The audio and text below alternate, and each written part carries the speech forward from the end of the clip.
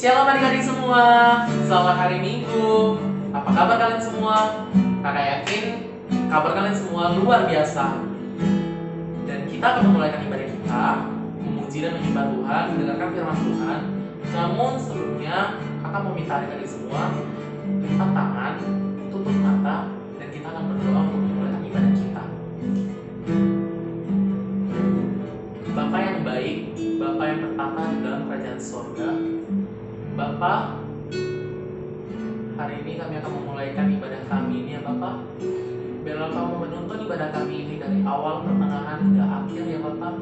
Boleh terjadi atas nama-Mu saja ya Bapak. Ya Bapak, berikanlah hikmat-Mu turun atas kami semua, agar kami dapat menjalankan ibadah ini dengan baik. Dalam nama Tuhan Yesus, kami sudah berdoa dan mengucap syukur. Amin. Adik-adik semua, kita akan mengangkat satu lagu pujian. Hari ini kurasa bahagia.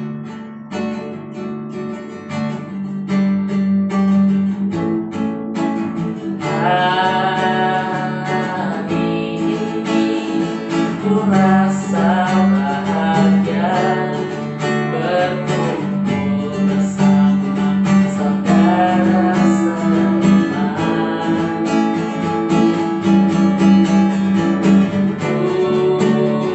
Tuhan Yesus telah satukan kita tanpa memandang di antara kita. Bergandengkan tangan dalam kasih, dalam satu hati, berjalan dalam terang kasih Tuhan. Kau sahabatku, kau saudaraku, tiada yang dapat memisahkan kita. Oh, kau sahabatku, kau saudaraku, tiada yang dapat memisahkan kita. Hari ini kurasa bahagia, berkumpul bersama saudara seiman.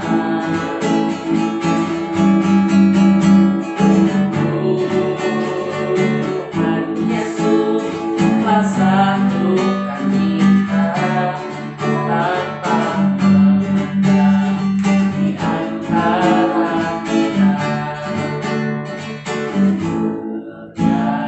Bergandengkan tangan dalam kasih, dalam satu hati, berjalan dalam kasih Tuhan. Kau sahabatku, kau saudaraku, yang dapat memisahkan kita. Oh, kau sahabatku, kau saudaraku, yang dapat memisahkan kita. Yang dapat memisahkan kita. Tiada yang dapat memisahkan kita.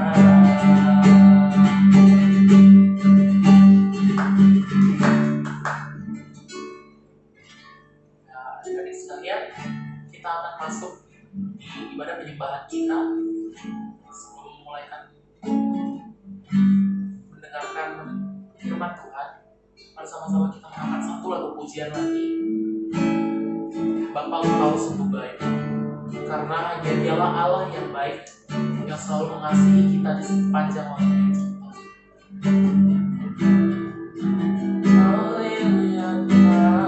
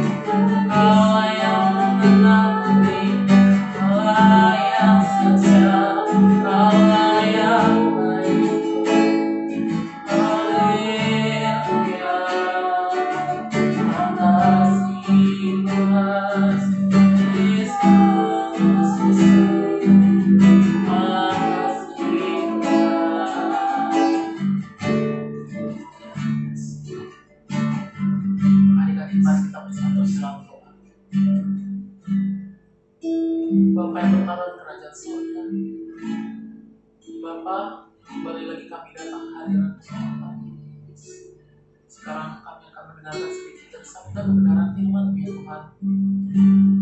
Biarlah sabda kebenaran firman-Mu ini boleh tanam dalam hati dan pikiran kami ya Bapa. Dan biarlah hikmat-Mu turun atas kami dan kami dapat melakukannya hari lepas hari di dalam kehidupan kami ya Tuhan. Terima kasih ya Bapa, terima kasih ya Tuhan. Karena Engkau Allah yang baik. Terima kasih Tuhan. Untuk adik-adik yang percaya kepada Tuhan Yesus, mari sama-sama kita katakan amin.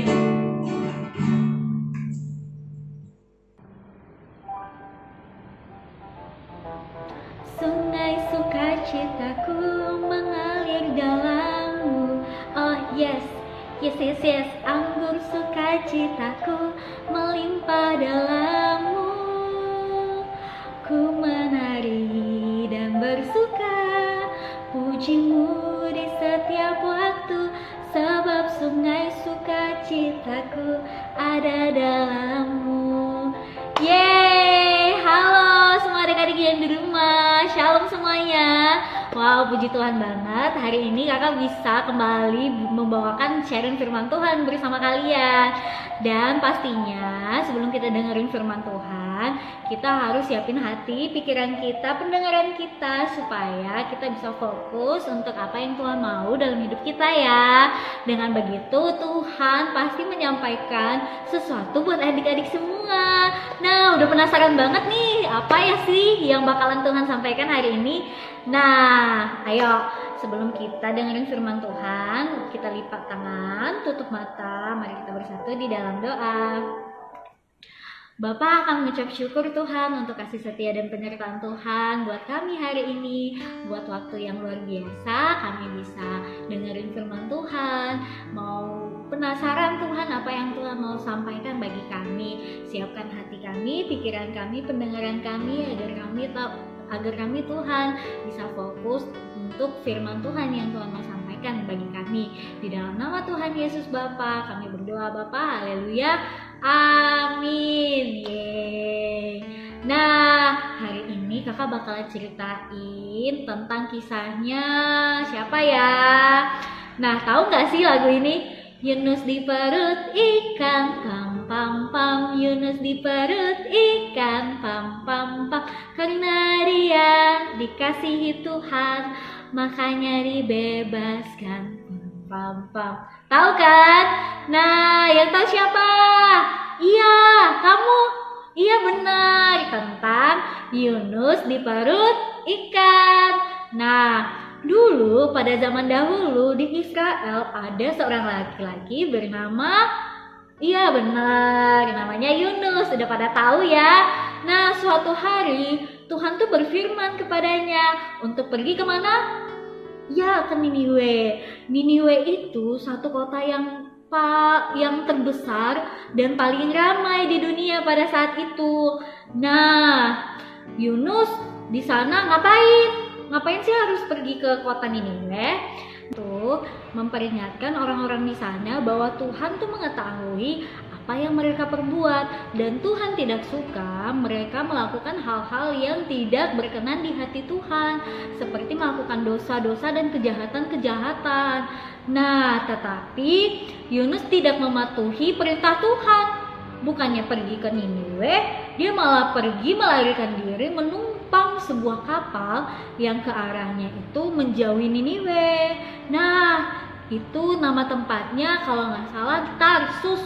Nah, dia pergi ke Tarsus, dia nggak pergi ke Niniwe, dia cari kapal yang berlawanan arah. Nah, lalu waktu dia di perjalanan di kapal, Tuhan mengirimkan angin taufan, badai untuk mencegah Yunus untuk pergi ke Tarsus. Nah, lalu di sana tuh kan Yunus nggak sendiri, Yunus itu sama penumpang-penumpang yang lain, awak-awak kapal yang lain di kapal tersebut. Dan para awak kapal di sana itu udah ketakutan banget karena itu badai sama taufannya itu gede banget. Jadi mereka takut kalau mereka akan meninggal gitu loh, akan meninggal di kapal tersebut. Lalu badai dan angin itu makin gede, makin kencang, makin membuat kapal mereka berguncang. Karena ketakutan para awak kapal itu, mereka terus berdoa kepada dewa-dewanya mereka, bukan sama Tuhan Yesus. Mungkin mereka tidak tahu Tuhan Yesus itu siapa. Nah, mereka berdoa sama dewa-dewa mereka. Mereka bilang, tolong kami, tolong kami ketakutan, kami berada di tengah lautan dan badai besar menghampiri kami dan kami tidak bisa melanjutkan perjalanan kami. Tolong kami, tolong. Nah, lalu mereka nggak hanya doa sama dewanya aja, mereka membuang barang-barang yang ada di kapal. Mereka buang agar kapal mereka itu lebih ringan. Nah, ternyata awak-awak kapal sedang sibuk-sibuknya nih, mereka buang barang, mereka ada yang berdoa sama dewa, mereka ada yang jalanin kapal. Si Yunus malah asik-asik tidur aja. Dia nggak tahu kalau lagi kejadian badai. Nah, lalu datanglah nahkoda kapal. Dia bilang, Yunus bangun, kamu ngapain? Kamu bisa-bisanya tidur di saat keadaan kayak gini. Nah, lihat sekelilingmu, badai, angin taufan.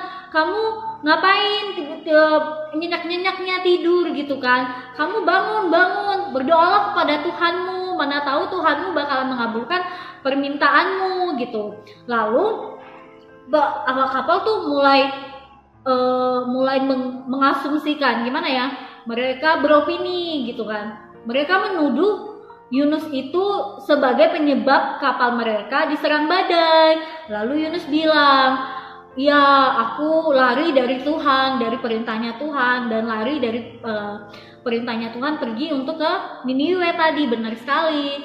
Lalu mereka menanyakan, kalau begitu apa yang harus mereka lakukan terhadapnya untuk meredakan badai tersebut? Lalu Yunus bilang, nah, angkatlah aku dan buanglah aku ke laut. Jadi Yunus tuh harus dibuang dari kapal tersebut, jangan ikut kapal itu lagi, karena penyebabnya kan Yunus gitu kan.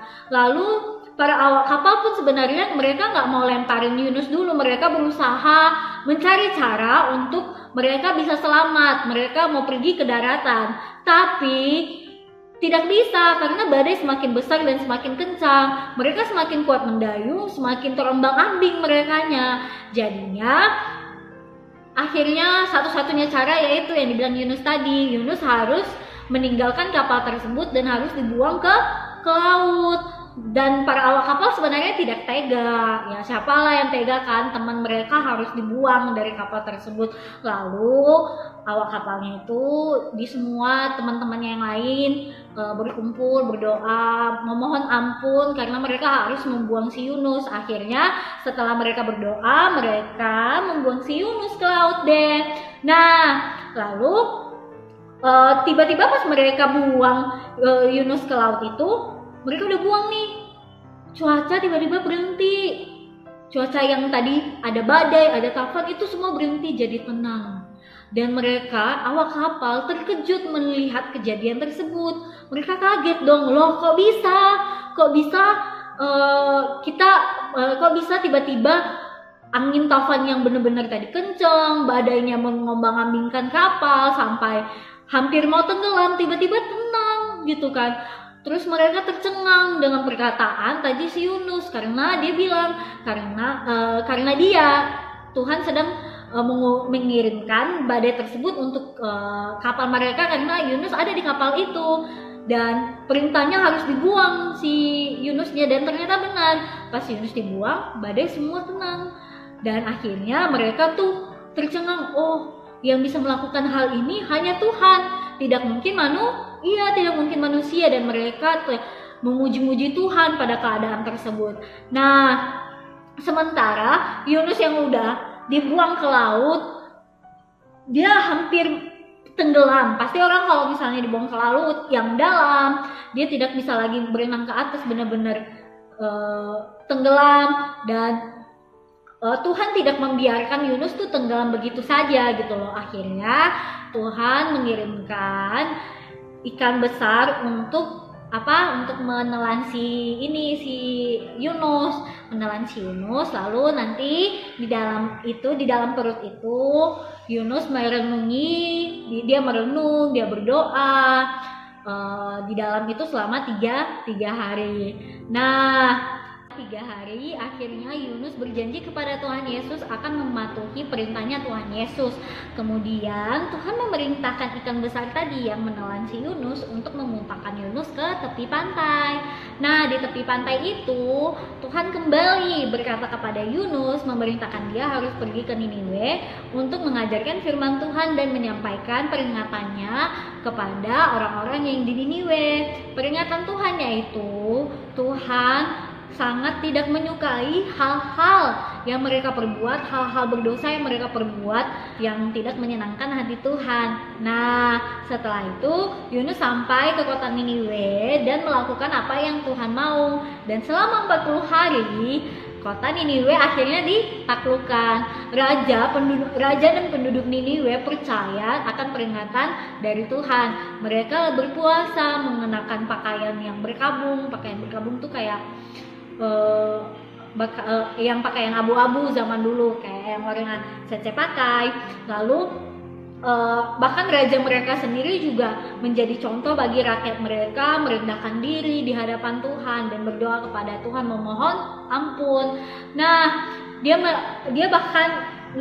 si raja ini bahkan ketika dia berdoa, dia menanggalkan mahkotanya, dia letakkan mahkotanya di bawah, dia mengenakan pakaian berkabung yang Cece bilang tadi dan duduk di dalam debu. Raja memerintahkan setiap orang untuk berbalik dari kekerasan, dari dosa-dosa dan berdoa kepada Tuhan untuk apa tadi?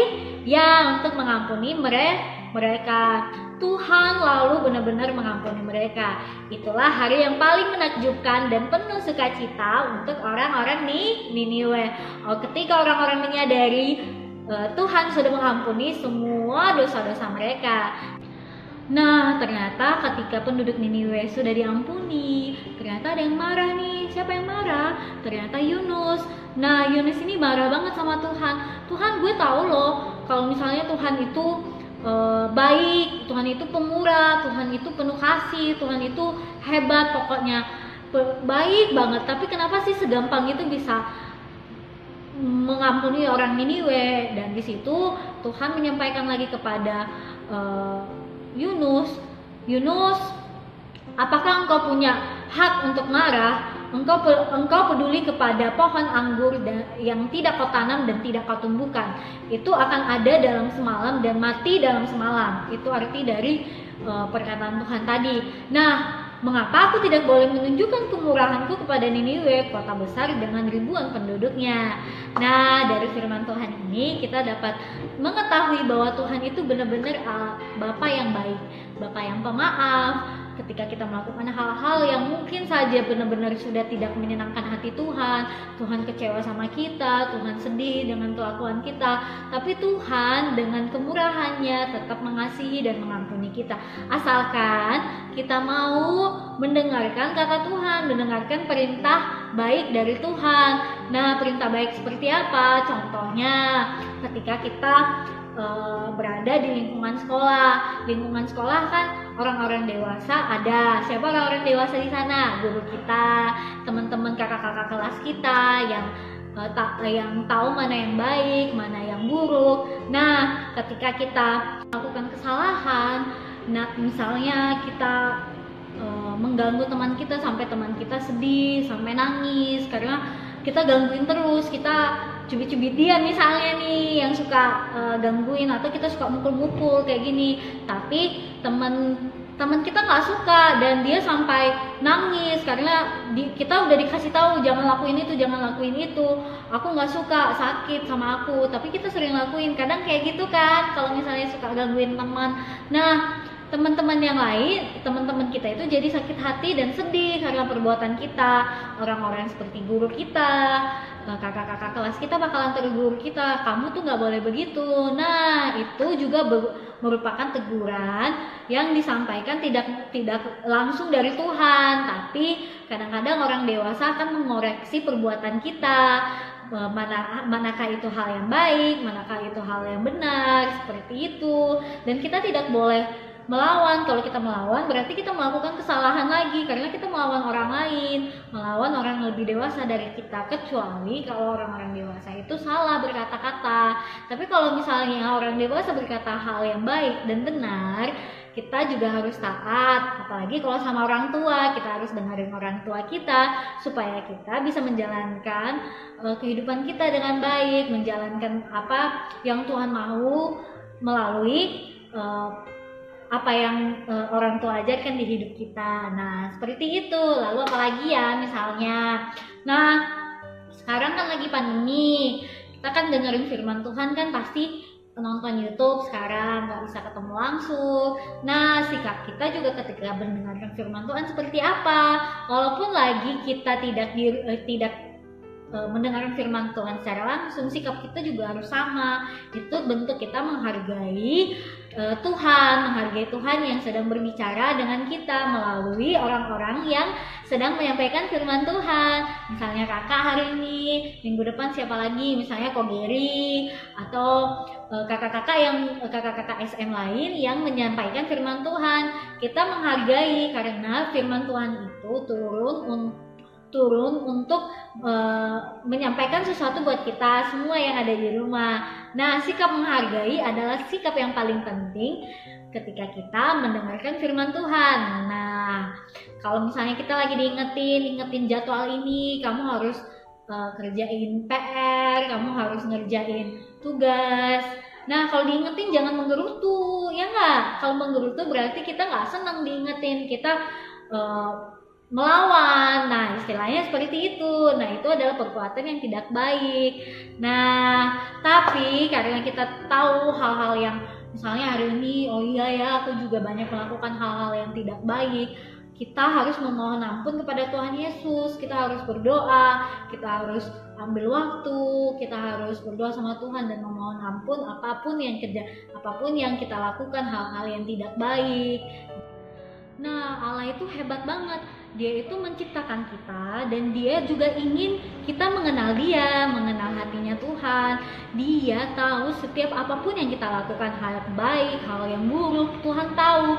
Dan ketika kita melakukan hal yang buruk dan menjauhkan kita dari Tuhan, itu adalah dimana Tuhan tuh pengen kita dekat lagi sama dia, melakukan apa yang Tuhan mau, hal-hal yang baik. Karena hal-hal yang baik dan benar ya. Karena kenapa? Karena Tuhan tuh suka banget sama anak-anak Tuhan yang melakukan hal-hal yang baik dan benar dan tidak menyakiti orang lain, tidak melawan orang tua, seperti itu. Nah, kalau kita melakukan perbuatan-perbuatan yang tidak baik, kita harus ambil waktu untuk apa tadi? Untuk berdoa, untuk minta ampun sama Tuhan. Karena kalau kita minta tolong dan minta ampun sama Tuhan, Tuhan pasti ampuni kita. Ya, adik-adik semua di rumah, semoga firman Tuhan ini bisa kita lakukan dalam kehidupan kita sehari-hari dan kita bisa menjadi anak-anak Tuhan yang hebat dan luar biasa dan semakin mendekatkan diri kepada Tuhan dengan melakukan hal-hal yang Tuhan mau, dengan turut kepada orang tua dan tidak menyakiti sesama kita. Nah, sebelum kita tutup firman Tuhan, kakak mau ingetin tetap jaga kesehatan kita ya yang ada di rumah, karena sekarang tuh benar-benar keadaan pandemi, harus benar-benar jaga kesehatan, ikutin protokol kesehatan, harus pakai masker, harus bawa hand sanitizer, harus cuci tangan supaya tetap sehat, dan selalu dengarkan apa yang orang tua kamu katakan di rumah ya. Jangan lupa dan jangan skip belajar. Dan minggu depan lagi kita bakalan ketemu lagi, kita bakalan ibadah lagi. Jangan lupa untuk kembali membuka channel YouTube GBI and Hope untuk bisa mendengarkan firman Tuhan. Yeay! Nah, sebelum kita tutup firman Tuhan hari ini, kita bakalan berdoa, lipat tangannya, tutup matanya. Bapak, kami ucap syukur Tuhan untuk hari ini. Tuhan beri kesempatan bagi kami untuk mendengarkan kisah Yunus di dalam perut ikan. Biarlah Tuhan kami bisa menjadi Yunus yang taat Tuhan, bukan Yunus yang melawan. Kami mau menjadi Yunus yang taat, menjalankan firman Tuhan dan mengalami hal-hal yang luar biasa dalam hidup kami, sehingga kami Tuhan senang Tuhan menjadi anak-anak Tuhan yang baik, yang benar Tuhan, dan dekat kepada Engkau dan mendengar Tuhan apa yang Tuhan mau, dan kami bisa menjadi kebanggaan Tuhan bagi keluarga kami ya Bapa, agar kami juga bisa menjadi orang yang bermanfaat, menjadi terang dan garam bagi orang-orang di sekitar kami. Ya Bapa, biarlah Tuhan Engkau yang berkati kami Tuhan hari ini. Engkau berkati keluarga kami juga ya Bapa, Engkau berkati orang-orang di sekitar kami, dan Kami percaya Mazmur 91 menyertai kehidupan kami. Di dalam nama Tuhan Yesus kami berdoa ya Bapak. Haleluya. Amin. Yeay. See you next week ya adik-adik semua. Semoga sehat selalu. God bless you.